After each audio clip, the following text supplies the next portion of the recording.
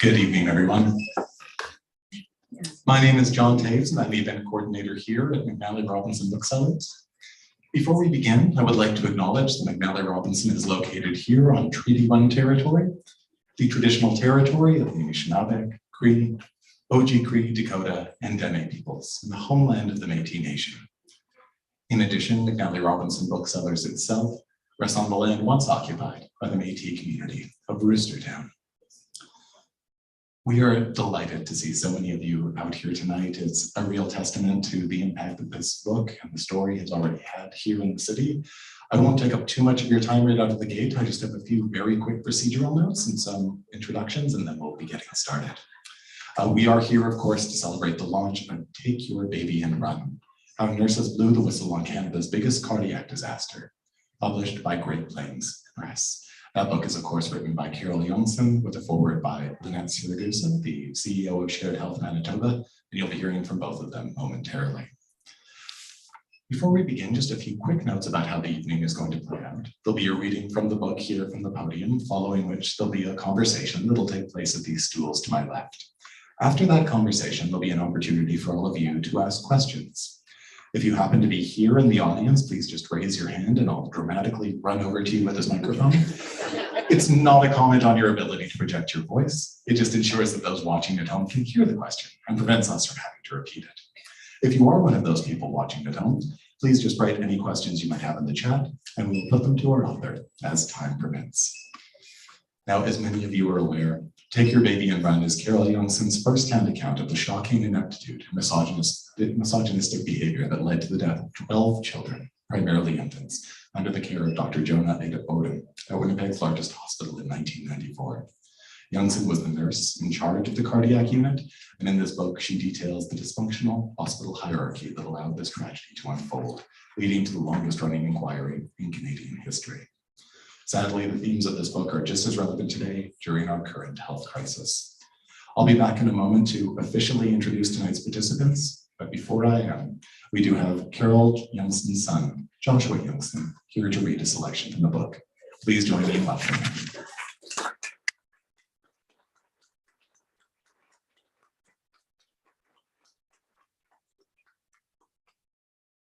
Good evening. Wow, this is remarkable. All the people here, you know, you go through your life and you think you're doing good and you know, you meet all these people and have connections, but what proof of how many people my mom has touched over the years. It's, I could cry. I'm not going to, but I could. But she is, I hope she writes a book on being a mom next because she's pretty good at it. So there's firsts for everything. Sometimes it's writing a book. Sometimes it's buying reading glasses. I've been holding off for years because I knew that after this, I'd be reading every single menu with them forever. So look forward to that. I was not a nurse, so forgive me for any of the medical terms.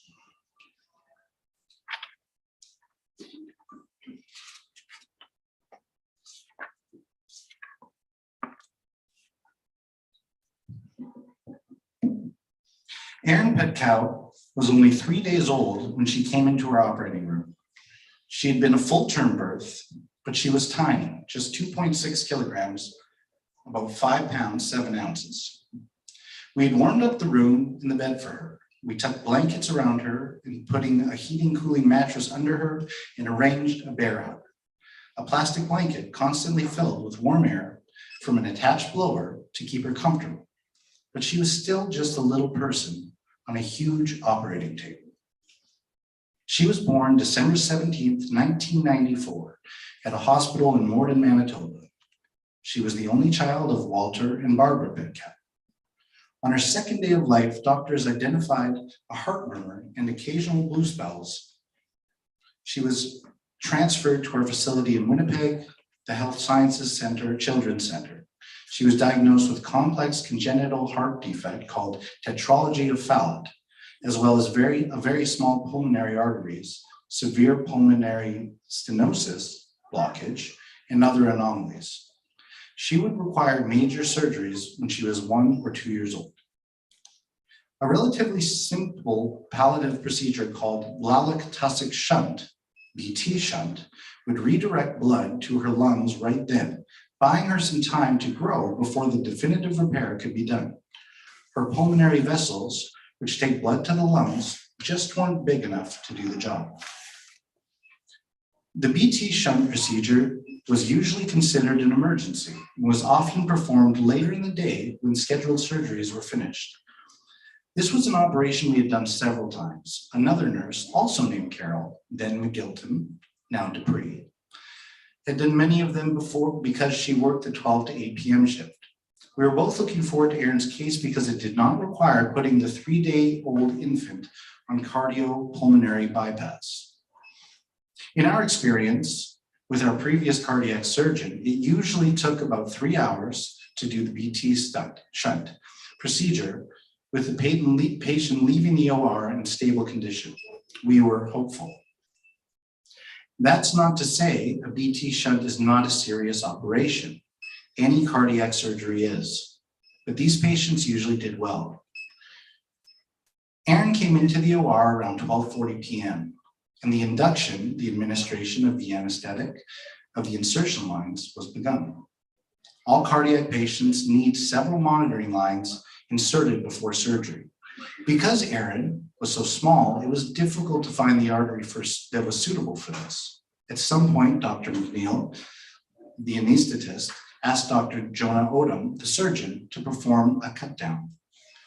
A cut down involves making a small skin incision at the location of an artery, in this case, one in Erin's arm, and inserting the small line and suturing it in place. It is then connected to the cardiac monitor. It is secure throughout the procedure, and the anesthetist can use it to read the blood pressure, heart rate measurements, blood gases, and so on. As I stood beside Erin, watching Dr. Odom struggle to put in the line, I wondered why he was having so much trouble. Erin was a tiny baby, but he was a pediatric heart surgeon and should be skilled in this procedure.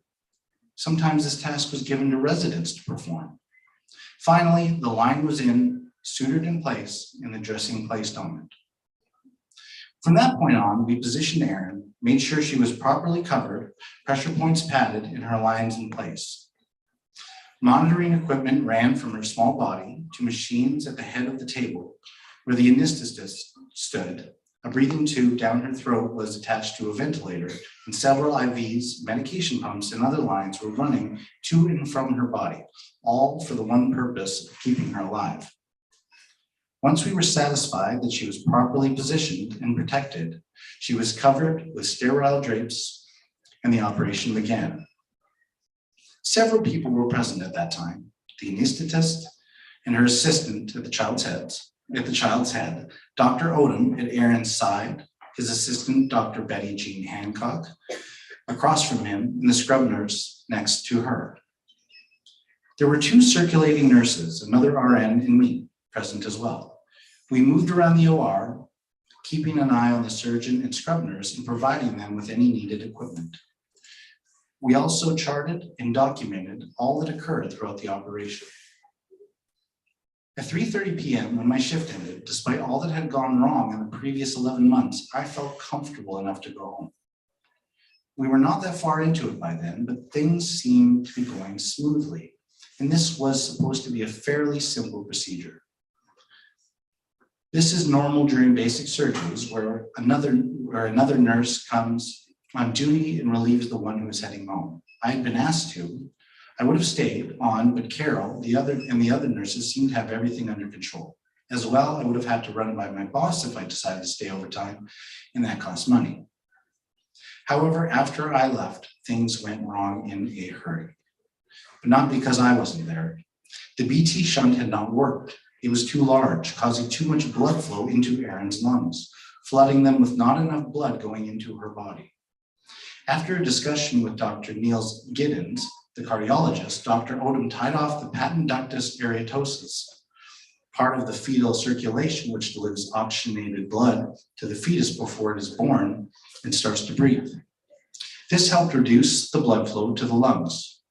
But every time Dr. Odim tried to close her chest, Erin's pressures and oxygen levels dropped. He re-examined the shunt. It was clotted, so she would need another one. This necessitated putting her on the bypass machine, the machine usually used during complex open heart surgeries. It required inserting tubes called cannulas, venous and aortic, into the major vessels, coming directly into the heart and taking the oxygen depleted blood from the patient via the venous cannula, running it through the membrane oxygenator, and returning it with oxygen in the patient through the aortic cannula. On an infant so small, it can be very tricky and risky. It can be a very risky and tricky procedure and was highly unusual. In my experience, I knew it could happen, but I had never had a case where it did. This caused a significant delay while the room was set up. The perfusionists, the team of 2 technicians who ran the bypass machine, were paged. The equipment, instruments, and suitors were added. Obviously, this all took time. Erin finally went on to bypass at 7:30 p.m. But there were cannulation problems going on. The cannulas come in several different sizes and styles. It is up to the surgeon to determine which size and type of cannula to use. The perfusionists usually give him some assistance with that because they can calculate the patient's body surface area and advise him as to the blood flow requirements and size range from which to choose. While placing Erin on bypass, it was determined that the venous cannula, which took blood from Erin to the bypass machine, was too small. So the flows were too low to sustain life. Most of the time, a surgeon will either use 2 venous cannulas or what is known as a single 2-stage cannula. The perfusionist thought Dr. Odim was going to use 2 venous cannulas and give him the appropriately sized ones. However, the surgeon planned to use 1 and therefore should have asked for a 2-stage cannula. Either method is acceptable, but it is important to know which one the surgeon wants to use. Dr. Odim failed to notice this and blamed the perfusionist for this error. The anesthetist, said later that the surgeon should have known that the cannula was too small. My goodness. Thanks, guys. We're in it together. He was the one who had a good view of the heart and the vessels before inserting it. The cannula was changed and the procedure went on. This was another example of the poor communication that was an ongoing problem throughout the year. It was becoming difficult to keep Erin alive. The anesthetist was doing everything possible to keep her going. Her pressures and oxygen levels were dropping, and she was bleeding profusely. She was given meds, fluids, and blood products, so much so that she received 3 times her total blood volume in the OR. It took several attempts to wean Erin from the bypass machine and more than 3 hours to get her stable enough to close her chest. As they took off the sterile drapes, another problem presented itself. She had bled a huge amount from the cut down that Dr. Odim had performed on her arm before surgery. The blood had soaked the large area of the sheet Erin lay on, as well as the mattress beneath her. The cut down had leaked. I had never seen this kind of blood loss from a cut down. Erin went to the neonatal intensive care unit, NICU, shortly after midnight. There followed many rounds of resuscitation at the NICU, which included the surgeon reopening her tiny chest in the unit without the presence of the OR staff or an anesthetist. She was heavily sedated and would not feel any pain, but an anesthetist would be able to better monitor her throughout the procedure. Any member of the OR team, including me, would have come back to assist if called. Instead, it fell upon the NICU staff to assist in a difficult surgical procedure without the proper equipment or trained staff. This had been an ongoing problem throughout the year. Despite heroic efforts, there was no way they could save her. Erin died in her mother's arms at 7:50 that morning, December 21st, 1994. As Erin's devastated parents stood at her bedside, Dr. Odim described in detail the nature of her problems and the issues that arose in the operating room. I doubt they absorbed much. I learned all this when I came to work the next morning. I just stood there, leaning against the wall in the hallway in silence, shocked and horrified by the news. When I left the OR the previous afternoon, I thought things were going well. Should I have stayed? Carol Dupuis was an experienced nurse. She and the others handled things well. I don't think my presence would have made any difference, but I wondered, could I have done anything? How could this have happened? What went wrong? Why couldn't the people in charge see what was going on? The bigger question, which came up later, was who was in charge. It seemed so obvious to those of us who were witnessing it. I was devastated, then I cried. Erin Pitkow was the last of 12 children to die after having cardiac surgery in 1994 by our new pediatric cardiac surgeon, Dr. Jonah Odim, at the Children's Center, part of Winnipeg's Health Sciences Center, HSC. This was once described to me as one of the greatest medical tragedies in Canadian history. Erin's horrible death was ultimately ruled possibly preventable by Judge Murray Sinclair, who presided over the longest running inquest in Canadian history. I would soon leave the nursing profession, haunted by 5 words I desperately wanted to say for most of that year as parents handed their tiny child to me. Take your baby and run. I've been told so many times that I had a story to tell, but life got in the way of doing so. I was working as an investigator for the Medical Department of Justice in the Office of the Chief Medical Examiner after I left the OR in 1997. It was a demanding job with lots of overtime. And of course, I had family obligations. So I packed it all away, mentally, physically, and emotionally. When I retired a few years ago, I finally had some time. My thoughts went back to the events of that year, and I wondered if controls were in place to ensure this would never happen again. Then the COVID-19 pandemic arrived, and I saw our healthcare system already in crisis, teetering on the edge of collapse. I finally felt ready to speak up. This story will be told from my own recollections of the events of 1994 and the many repercussions and ramifications that followed over the subsequent years. I have used Judge Sinclair's report as a useful reference, and since it is online and in the public domain, it is a factual resource available for anyone to read. As well, I have read many books, reread many books, magazine and newspaper articles, TV interviews, court transcripts, and my own notes, all of which I have saved in my basement in a box over the years. This book is told from my perspective as an experienced operating room nurse, what I saw, what I thought, and how I felt during that terrible year. It's a story I feel needs to be told.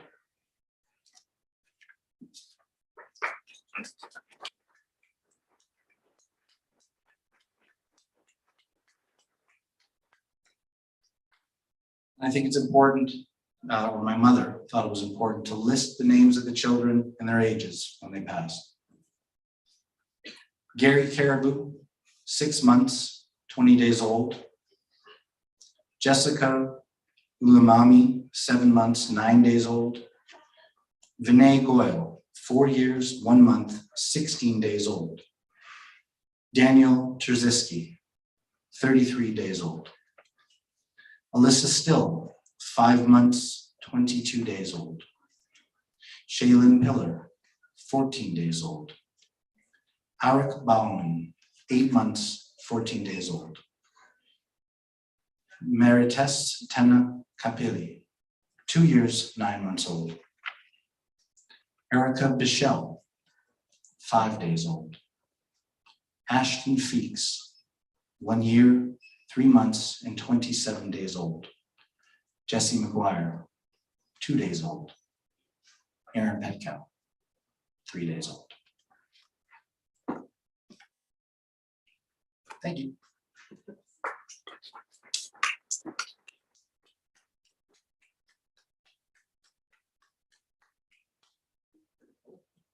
Thank you so much, Joshua. I'll now introduce our host for this evening, as well as our author.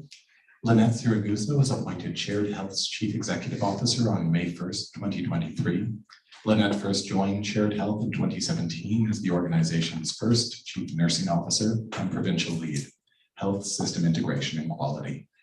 In that role, she led the development of clinically informed and evidence-based practices that formed the foundation of Manitoba's Clinical and Preventative Services Plan, and also served as the province's COVID-19 co-incident commander.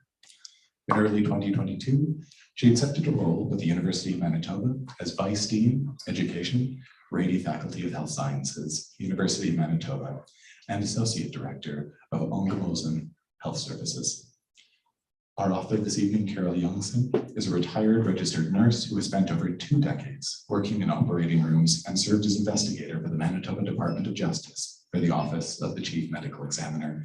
Carol lives in Winnipeg, and this is her first book. Please join me in welcoming them.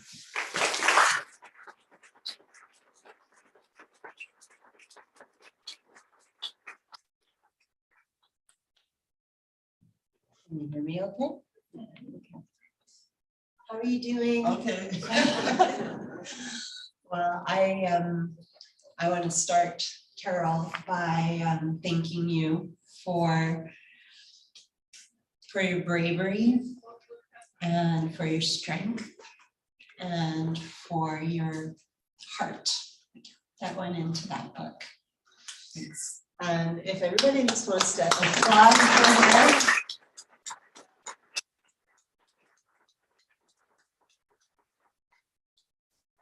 If you haven't read the book yet, it is a good read. I've read it several times actually, and as Joshua said, there's a lot of facts and that come from court documents and the inquest.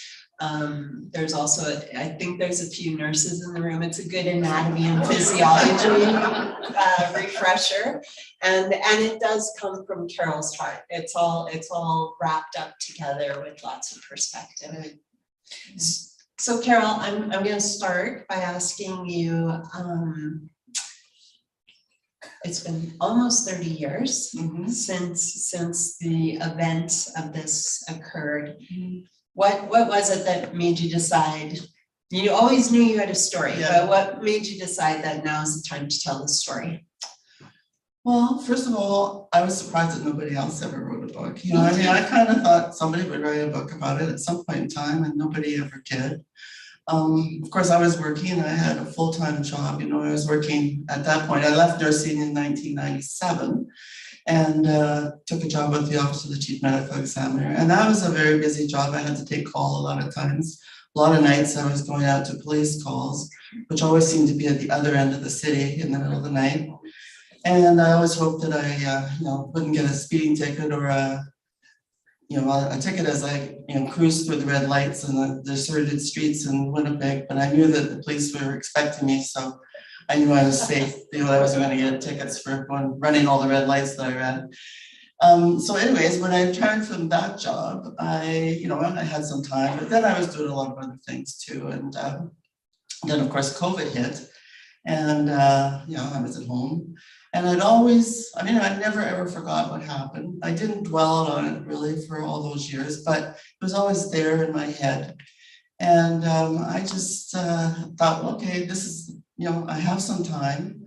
And I think now is the time that I can maybe dig out all those memories, dig out the actual paperwork. I had a Tupperware bin, like about this big, down in my basement for almost 25, 30 years, full of magazine articles, VCR cassette tapes, which I got to figure out how to transfer them to something digital. But so I just started. Actually contacted somebody here at this bookstore who put me through to Friesen Press, who then put me through to somebody who is called a book coach. And he and I worked together for about 1.5 years writing this book. And then I was going to self-publish it initially, but he actually changed my mind. He decided that I should probably try a traditional publisher. And so I applied to several and was turned down by several. And Great Plains took me on as an unknown author. So thank you for doing that. And here we are. Here we are. Yeah. It's a book.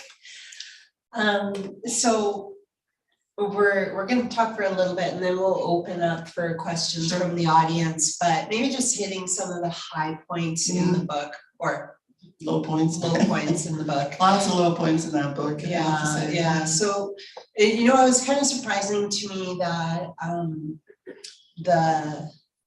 the tragedies that occurred were in such a really short period of time, really, from May 1994 till December. Well, February they started. Oh, okay. I think the first child died in March of that year. And then right. March, yes. March, and then there was a pause in May. Yeah.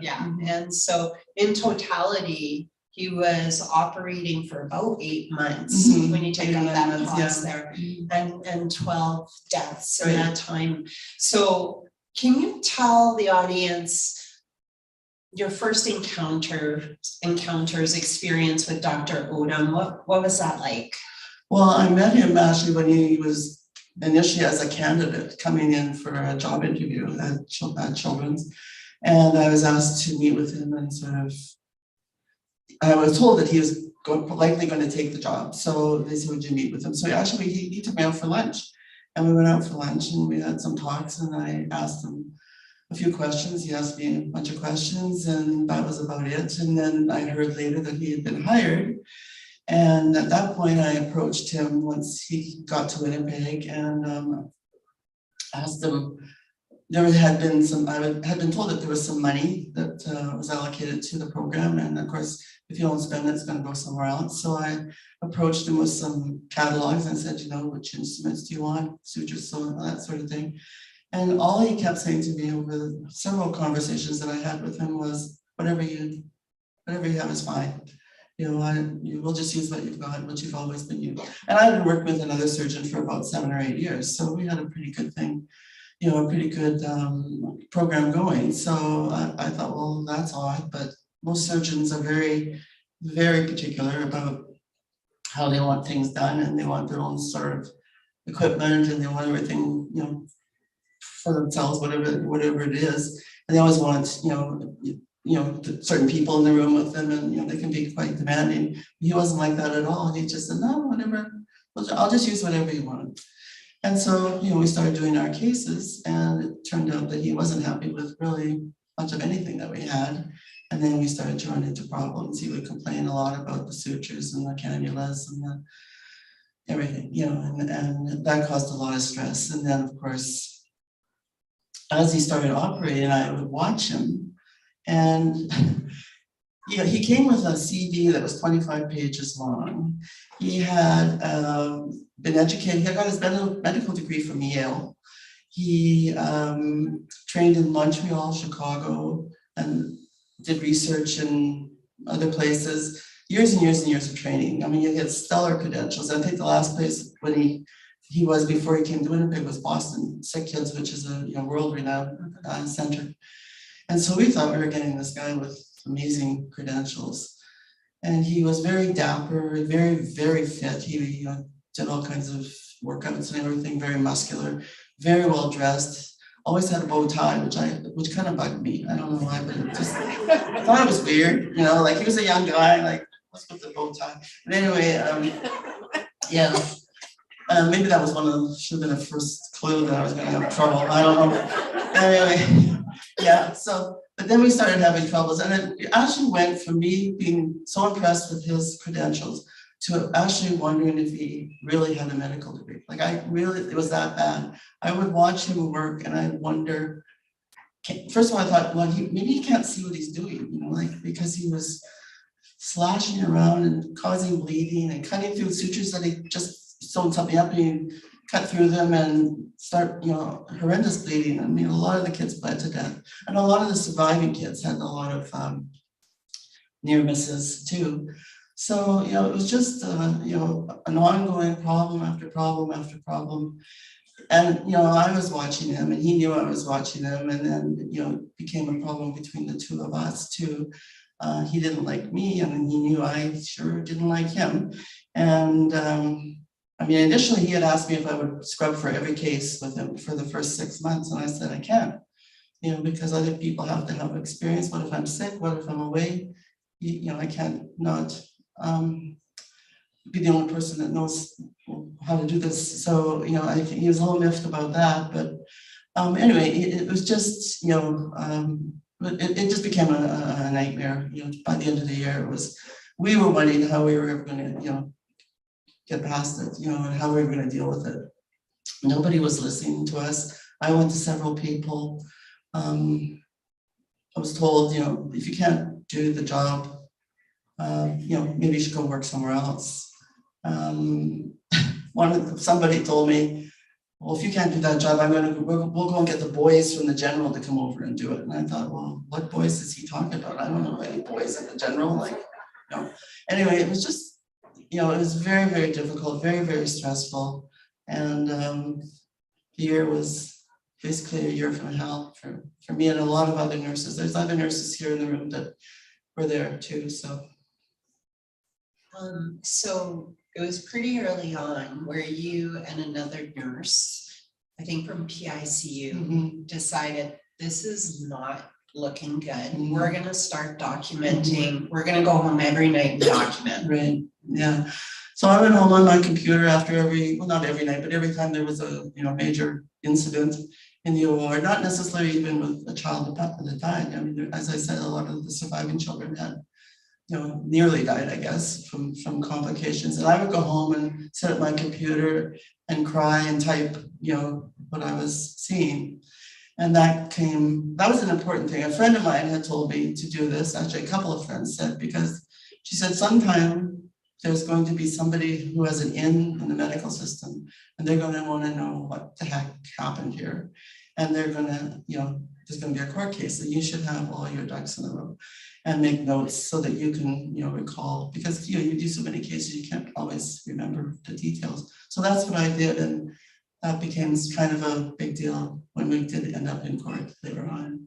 We'll get to that. Yeah. But so in May, 5 babies had died, and they decided they needed to pause. The anesthetist did, yeah. You're right. Yeah. So there was concerns from. Oh yeah, I wasn't the only one Yeah. concerned. No, there were several people who were. The ICU team, Yeah. the perfusionist, but it was the anesthesiologist who said, we're no longer going to provide service. And so they stopped the program and they started a committee, right, to figure out how do we fix this program. And you were the only nurse who was invited to the committee. Yeah, and that was a strange thing. It was a committee of doctors and me. And some of the PIC nurses asked, you know, to come to these meetings because, of course, they were having all kinds of issues in the ICUs with these kids. And they were told that, you know, they didn't need to come to these meetings. But for some reason, I was there. It got pretty bad. Those meetings were, you know, very contentious a lot of times. And after about 3 or 4 of them, I sort of decided that I would keep my ears open and my mouth shut for most of them. I didn't say a lot. I just sat there really, because every time I said something, I would get shot down, or, you know, it would be so some kind of derisive remark would be made. What do you know? You're just a nurse. And at one point I was on vacation. I sent one of the other nurses in, and this was an important meeting. I thought, you know, you should be represented, and she was just shot right down.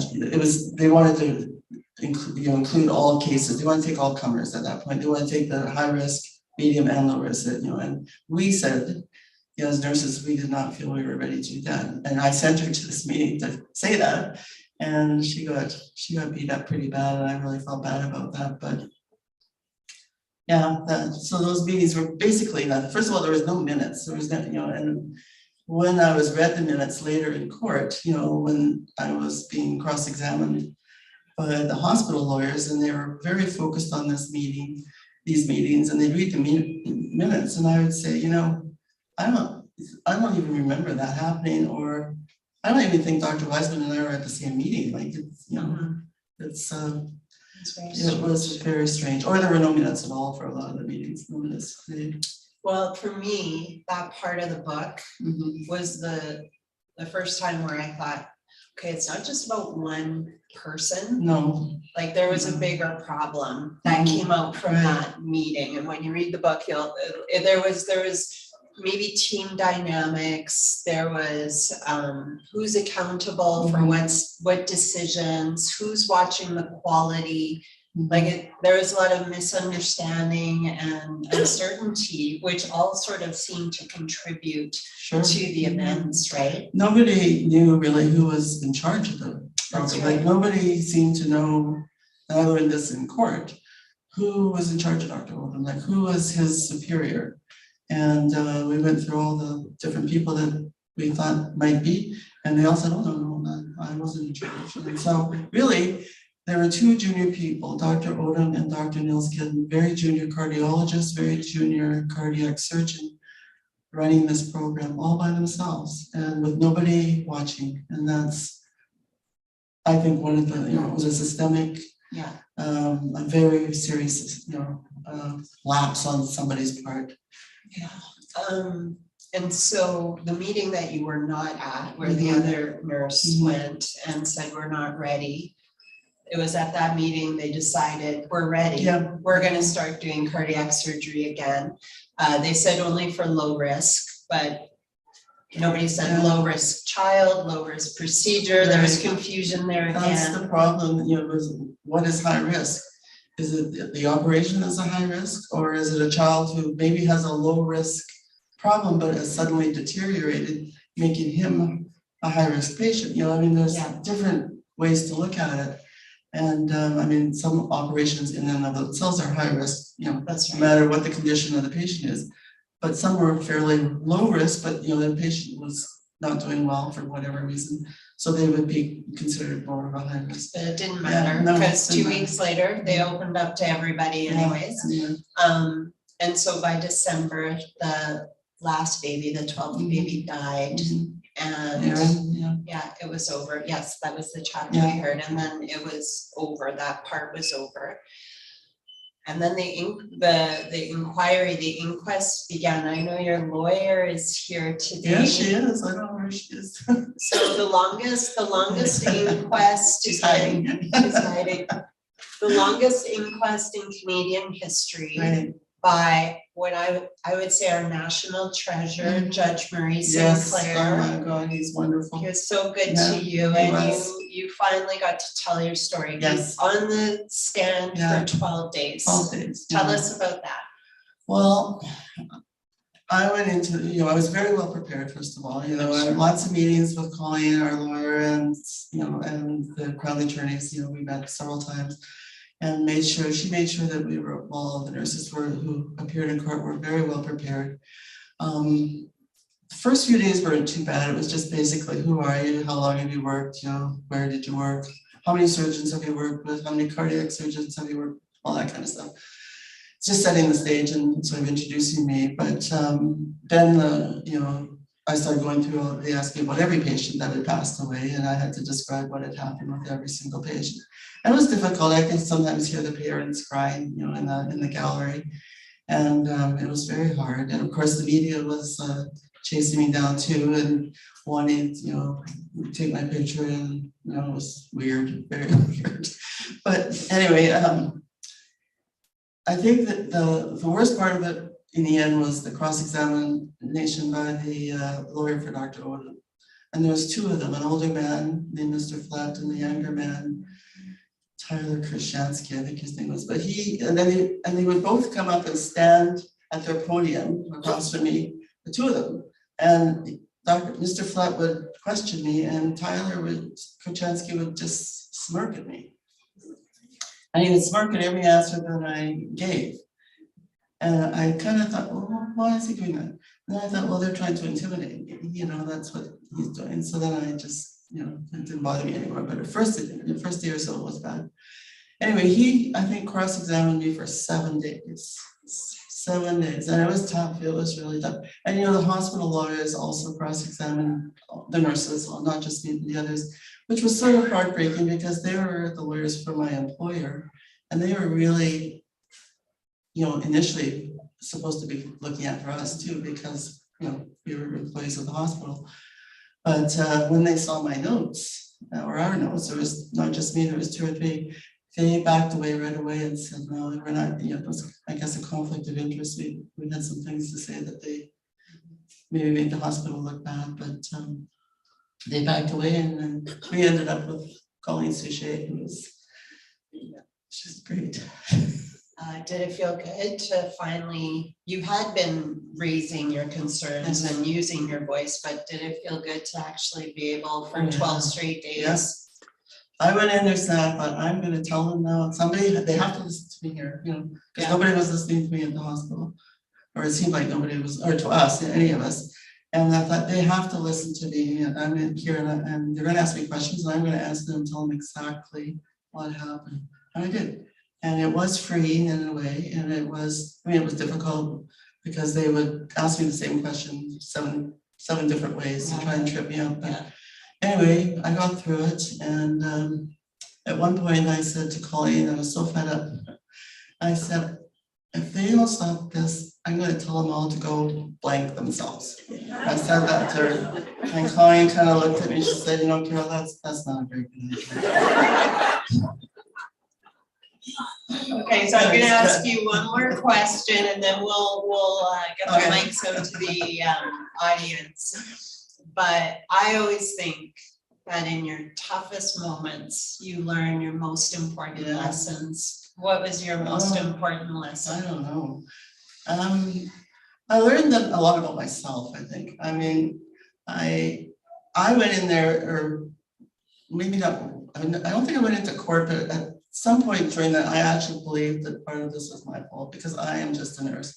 But I now feel that, you know, a lot more confidence. I have a lot more confidence than I did before. I'm not the same person at all that I was before. And I really am not. And it gave me a lot of confidence. And I just, you know, felt so terrible about what had happened. And a lot of times I felt a lot of guilt too, that, you know, I should have said more at the time. But I was told, you know, that you did what you had to do and or all you could do. But yeah, I think it gave me a lot more strength and confidence. That was the biggest lesson. And I can do stuff that is really, really hard. You definitely can. Okay, well, I think, does anyone have any questions out in the audience for Carol?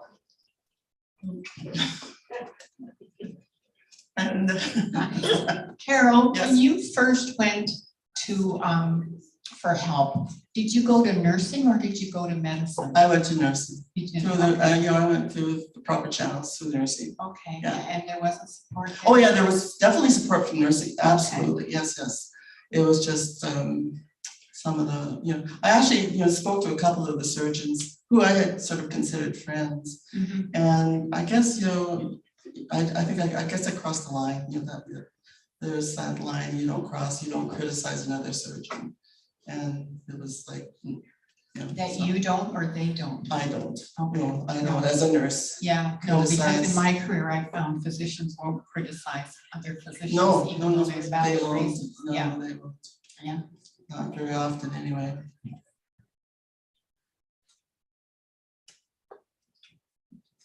What in the end happened with Dr. Odom? Oh. Where did he go, or what did he do from there? Well, first of all, he went to Atlanta, Georgia. And there he, you know, filled out this application, I guess. And in the application, they asked him if he was involved in any legal matters in his last position. He answered that question with a no. Shortly after, a reporter from Winnipeg phoned down there and talked to the head of the department and said, oh, by the way, have you heard about what's happening up in Canada with your new surgeon? So his temporary license was not renewed in that hospital, so he lost that job. He went on to California and worked at UCLA, I think, for several years. I don't think he ever really operated again. I think he did mostly research and teaching and that kind of thing. And now he's, as far as I know, right now he's in Bethesda, Maryland. But I don't really keep track of him. There's a question. I think so, yeah, but nobody checked his references before. I mean, I found that out later on that, or they didn't check all of them anyways, so, and there was a surgeon who came to testify at the inquest who said it was a person who had trained him or been with him for part of his training, at the end of his training, and he said I would never recommend him for this job. So that was, yeah. I was just going to ask if anyone had checked his references. Yes. Do you think people were just pushing their problems onto somebody else by not, offering the true evaluation of his I don't know, I performance? have no idea. I talked to another cardiac surgeon recently, and he told me that he met somebody at a conference, okay, so this is hearsay or third hand or whatever, who said that he was not, Dr. Odom wasn't one of the best guys in the program at that point in time, and that not many people would have recommended it for he was here all by himself. He was the only guy here, and he really needed to have some senior people with him to so it wasn't, I mean, yes, there's a lot of blame on his shoulders, but there's a lot of blame on several other shoulders as well.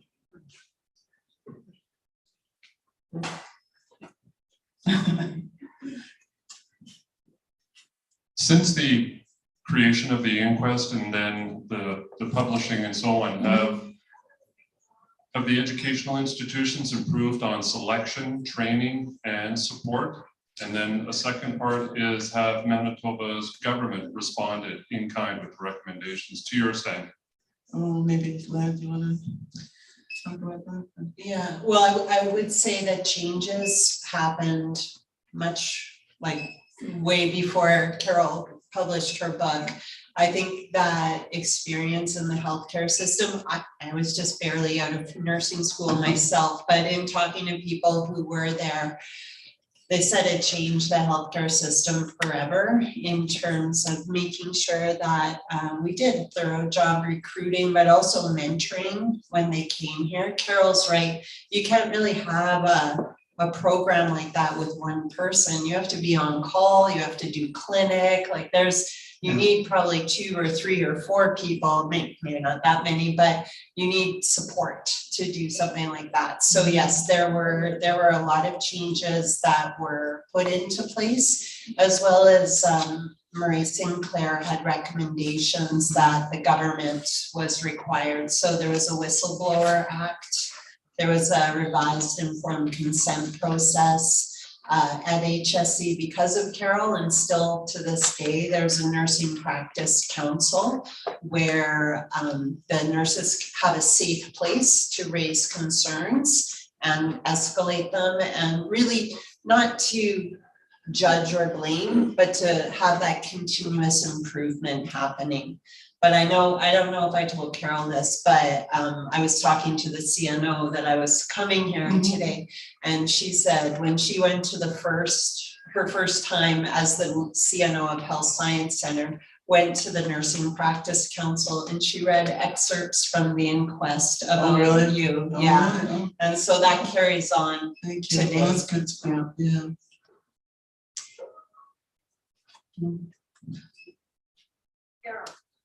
As a classmate of yours, Hi, did you ever receive an apology from Health Sciences Center? No.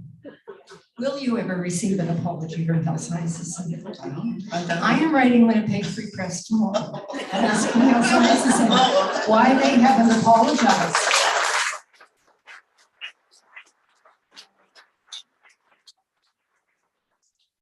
Hi, Carol. I think most of your classmates feel like proud mothers. Thanks. It doesn't surprise me that you've had such a huge impact. I'm saddened that it had to be in such a negative way. Once upon a time, when I was going through a difficult situation, I was told stay where you are. Sometimes you can affect change better from within than from without. And you have proven that to us. Thanks. Thank you. Thank you. Thank you.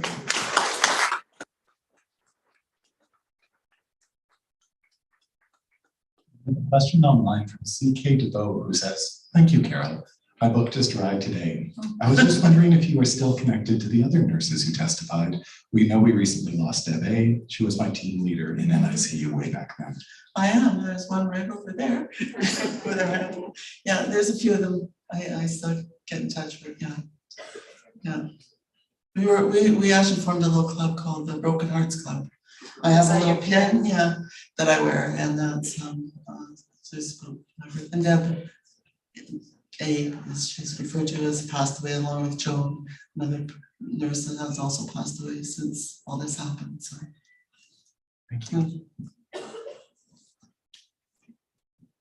Hi, I really enjoyed the book, thank you. especially chapter 25 in celebration of Oh, nurses. yeah, thank you. Very well written. Thank you.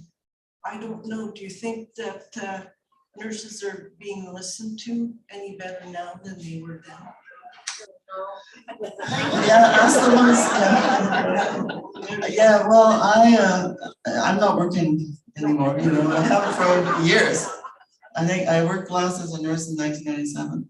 So I'm not really sure what's going on in the hospitals, but I hear from nurses that there's still lots of room to grow and lots of improvements to be made in terms of, I think the pandemic sure opened some people's eyes as to what the nurses had to go through during that period of time. And I'm hoping that, you know, the system will slowly improve. We have more seats now in the university and can educate more nurses. And I think we should work harder at retention rather than, you know, recruitment. That's my philosophy. You know, keep the nurses you've got because they're the ones that have worked here and you know, they know the job, they know the system.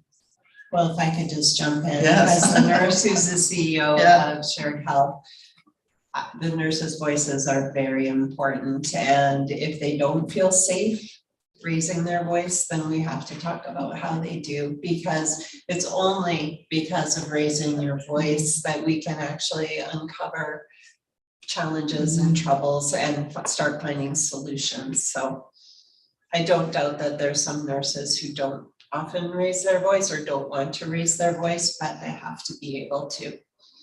One thing I wanted to mention too, one of the things that came out of the inquest is the Western Canada Children's Heart Network, which is a network of hospitals in Western Canada, BC, Alberta, Saskatchewan, and Manitoba. And we have a great cardiology department here for pediatrics, but we do no longer do surgery here. Any children who require surgery from Manitoba, I think, for the most part, go to Stollery, which is in Edmonton, and they get excellent care. I know two parents whose children have gone there, and they have nothing but great things to say. So that's one big improvement that came out of the inquest. And everything is covered, you know, and the parents get excellent support and while their child is there. And, so, That was another recommendation. yes, from yeah, it was another one Sinclair. from Mr. Sinclair. Mhm.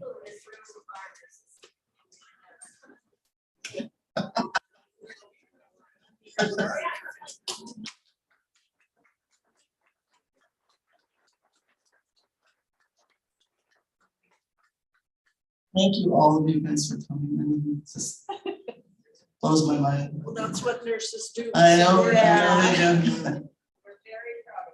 Thank you. Yes. Carol, I just, actually, the question I was going to ask, you just answered it, that was what happened to the program. I was aware of what happened, but perhaps not everybody in this room would be. Yeah, I wanted to make that point for sure. In my nursing career, I've done some patient safety and quality work, and for all the unfortunate reasons, this incident has put Winnipeg on the map as far Right. as error and so on. I've worked in other countries, and this can come up as an example of where it all went wrong. So Well, that's good, yeah. well, I congratulate you in the fact that you have, yes, it may be 27 years since this happened, but we constantly need to be reminded that this stuff does happen. It does. And so we can't ever let our vigilance down about it. So in that vein, I'm gonna put Lanette on the spot. And I'm going to just ask you, what assurances can you give us that this would never happen again, particularly in Winnipeg, Manitoba, or anywhere? What has been put, if you could explain to people what has been put into place that this never happens again? Well, I would hope that it never happens again, and there have been, as I mentioned before, with the whistleblower, where you can report something's wrong totally anonymously and get it on record and get it addressed. So that came from Carol's and the inquest, the informed consent, making sure that parents understand, or whoever's consenting to a procedure, that they actually understand the risks, the benefits, the options. So that was all changed. I don't know what it looked like before, but I know what it looks like now. It's quite thorough, and there's legalities associated with giving the consent that way. And so there's other things too, like even things I was thinking about, like it didn't come from the inquest, I don't think, but respectful workplaces. You know, there's a whole process for if someone's not listening to you or not treating you well, which was the case, or bullying you, that there's an escalation protocol. So there's quite a few things that are in place, but I would never say we're good. We can take our foot off the wheel or foot off the gas. I would say that we always do have to be vigilant. And, you know, I mean, it happened at Bristol in the NHS. We know it's happening still. Like if you go online, you will see that there are still hospitals where this kind of thing is happening for whatever reason. I read about one hospital in, I think it was in Florida, where almost the same thing happened with the pediatric cardiac program. And several people were fired. And one of those people who was fired was a surgeon who used to lecture about what happened here and in Bristol, which happened around the same time as what happened here. And I thought that was so ironic. I mean, even though he was aware of what the issues were, he still, I guess, tried to cover it up, and he was let go. But he used to give lectures about Winnipeg. Well, and even like as recently as this summer in the UK with that nurse in the NICU. Oh my God, yeah. Like you just never know who, what is possible. So I mean, I think we really do have to create a culture of safety and continuous improvement, and people can speak up. Like at the university, I don't know if you're aware, they have a speak up button that when you feel unsafe or you feel like there's something wrong, that you can just raise it, again, without consequence, but just first so somebody knows and can address the issue. So it's just, to me, it's like constantly, we will always have to work at it, and we will never have to take for granted that, you know, things don't happen like that. Well, no one was watching, so we have to watch all the time. We have to be vigilant, and we have to protect our patients. That's the most important thing that a nurse can do. We have a duty to care, and we have a duty to report, right? As regulated professionals.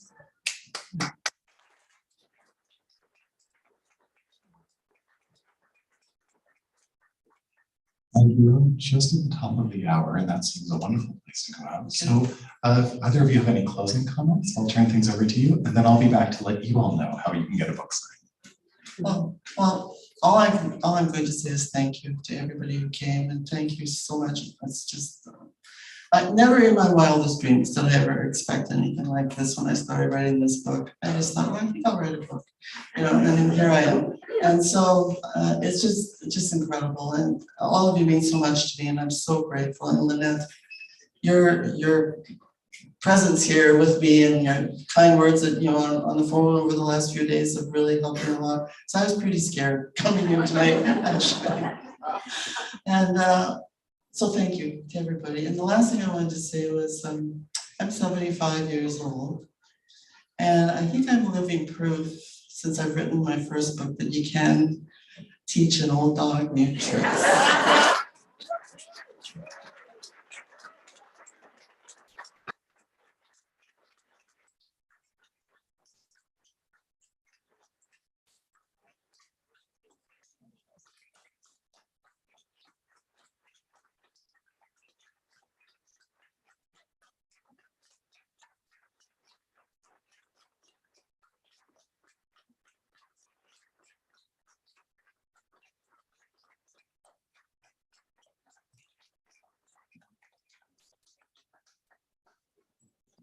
Okay, well, I'll just have the last word. Yeah. I think about Carol and her experience, and I look out at all of the nurses in this room, all the women in this room, and it almost brings me to tears. Because you know what? We stand on the shoulders of giants, and I feel like I'm amongst a lot of giants here, but mostly Carol tonight. So thank you all very much. What a special evening, and Thank Carol, you. so proud of you. Thank you. Thank you.